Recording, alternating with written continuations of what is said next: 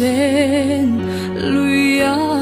luang chuak chu thi sen lui mi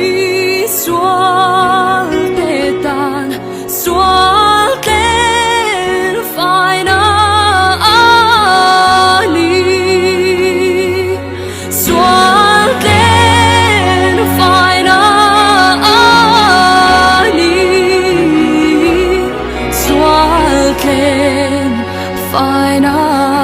ani chu thi sen lui mi sual te tan sual ten phai na ani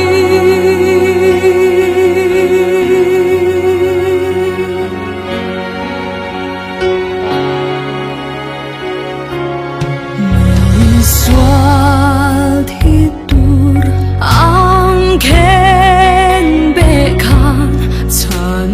dam na lui am amba angin sual ma ilang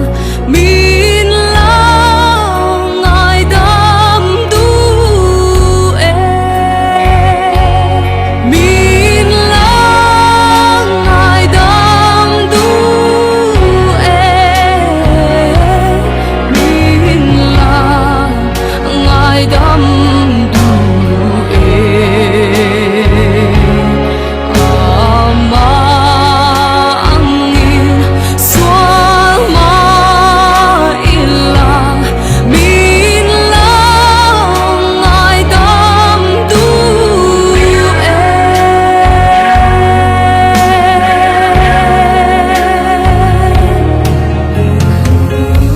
ani chu mishing ta mu sit le du lavin na uma lungai na tane mi le lala shami ani a ani chuan kan nan na te phurin kan lungai na te po aphur nge ya nima selang ani chu kan bo chia na te wangin liamin na uma kan kholo na te wangin vuak thitlin na uma avuak na vual te a ti damin kanum ta